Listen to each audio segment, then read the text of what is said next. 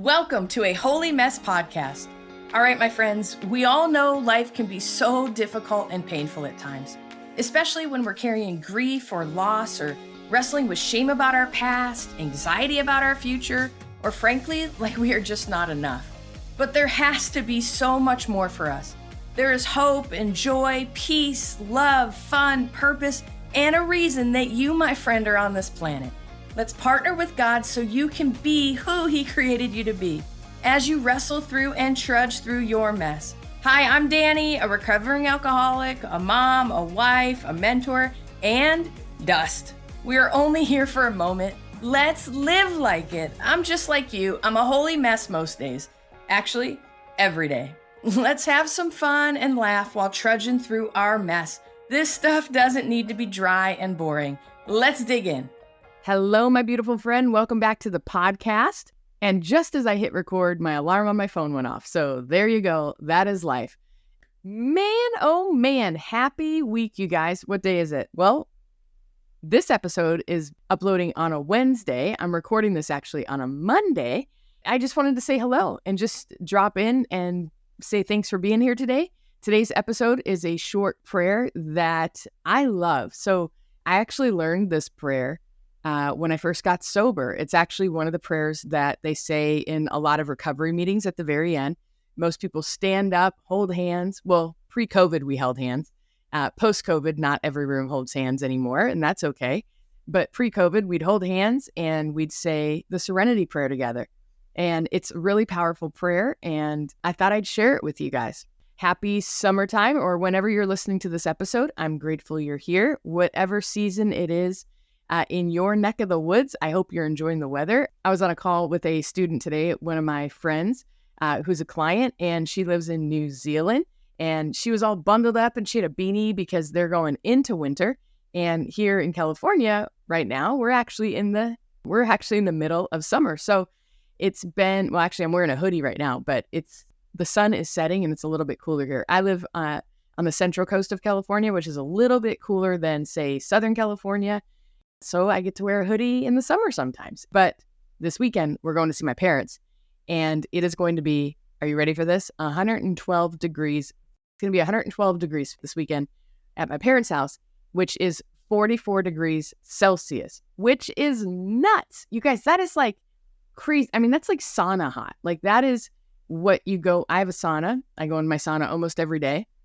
I try to get it up to about 131 to 140 degrees. But I'm telling you, at 112 degrees, I still sweat. I mean, I perspire and all the things. So 112 degrees is sauna hot, but we're going there for vacation. So this is true love. When you love your parents, you go visit them in 112 degree heat. So we're excited. But Zach, our son, only gets 3 weeks off this summer from football. And so we're trying to utilize that time well. So he's going to camp for one of those weeks. We're doing some white water rafting as a family, which if you've been listening to the podcast for a year, you know, last summer I went white water rafting with my kids and Gary and some other families and friends. And it was just the time of my life. I had so much fun. I had so much anxiety going into it. Like I was scared to death. And by the end of it, you guys, I literally wanted to become a river guide and just live on the river and be a guide, which is hilarious because I wouldn't qualify as a river guide, okay? But that's just, I get excited about things. And so, as you can tell, because this is what I do for a living, right? I have enthusiasm. I also struggle with depression and anxiety, and I'm a recovering alcoholic. So all the things, it's really fun being Dani. Let me tell you, it's a roller coaster. But if you're on YouTube, you just saw my arms go up and down, up and down. But here's the thing. As I've been on this spiritual journey and this healing journey with Jesus and just really coming home to myself and dealing with all the things that have kept me stuck and bound for so many years, my roller coasters are a little bit more calm. They're like a level 2 rapids. Used to be level 4 or 5 rapids. Now they're just level 2, which if you've ever whitewater rafted, you know level 2. Toddlers can get through level 2 rapids, which is wonderful. So anyways, that was a little segue just to say hello. Today's episode is going to be another 2 minutes long. It's literally super short. It's a prayer. This is one of those go-to prayers that I do literally I would say literally every day. Yeah, I can literally say I do it literally every day. When I first got sober, sometimes this is the only things that I could utter out of my mouth. and it's the Serenity Prayer. And there's a longer version of it, but today I'm just going to do the 3 lines that sometimes literally saves the day for me. I'm using the word literal a lot in this episode, but you guys, I'm telling you, the value and the strength of this prayer cannot be overstated enough. Overstated? Understated. I cannot overstate. That's what it is. I cannot overstate the value of this prayer enough. I think this prayer is not used enough. So I want to introduce it to you guys. I may have already said it on the podcast, but I'm going to introduce it again. It's something that we go to in my program, and it's just a go-to prayer. It's the Serenity Prayer. Ready? We're going to say it together. So I'm going to say it, and then we're going to say it together. I'll put it in the show notes too. It's 3 lines. I'm telling you, if you memorize it, it's a go-to prayer that you can use all the time. So here we go. God, grant me the serenity to accept the things I cannot change, the courage to change the things I can, and the wisdom to know the difference. Amen.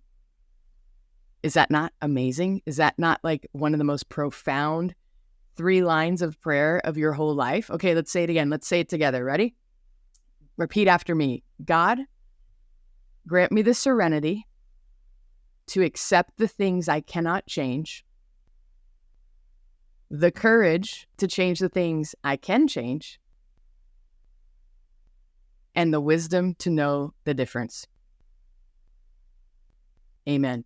You guys, I'm telling you, when we say that prayer and we really press into it and we really just surrender, this is how we learn to surrender, right? People are always like, surrender and you'll do better in your relationship with God. Or for years, I was like, how do you surrender? Like, how do you let go and let God? Like, especially when circumstances have you just by the nape of the neck. Like, what do you do? How do you actually surrender? You guys, this prayer is an active exercise to surrender. And it's just saying it and taking breaths with it. Sometimes that's all we can do, moment by moment.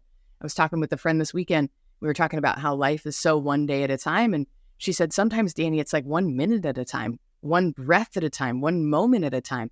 And she's so right, you guys. Sometimes that's life. That's the good life, is just 1 moment at a time, doing what you can in that moment. So God, grant me the serenity to accept the things I cannot change. You guys, this is huge because so many of us are held up and bound and struggling with the things that we have no control over, the things from our past that we can't change. We just get stuck and we just feel so controlled by it. And I get it. Oh my gosh, do I get it? Like there's a whole process, right, to get unbound from all of that stuff. And prayer and Jesus is the absolute solution. But how do we partner with Jesus to get unbound from that stuff? How do we deal with all of those things, right? And it's sometimes it's just accepting the fact that we can't change the past.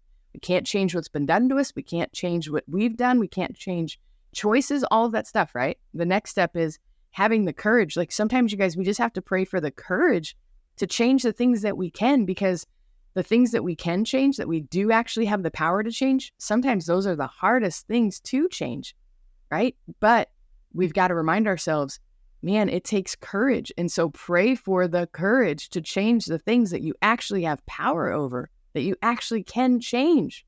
It's a game changer.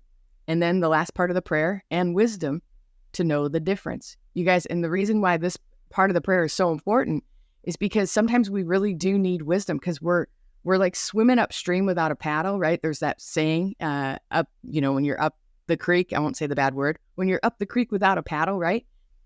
It's because we're trying to fix the things that we have no control over and that we can't change. Other people in our lives who we want them to change. We try to change them, right? We can't. This is how we actively surrender. Well, how can I change me? How can I change my view of this? How do I maybe have to put up a boundary or get out of this relationship or that sort of thing? Like that's where it's like, pray for the courage to change the things that you have the power over, and then the wisdom to know the difference, right? And you guys, it's not always black and white, and it's not always clear. It's murky. And this is why we have to say this prayer. Sometimes these are the only words we utter. Sometimes this is the only prayer of the day that we utter. And that's okay, you guys. You're dedicating it to Jesus. You're praying. You're saying, God, grant me the serenity to accept the things I cannot change, the courage to change the things I can, and the wisdom to know the difference. Amen and amen.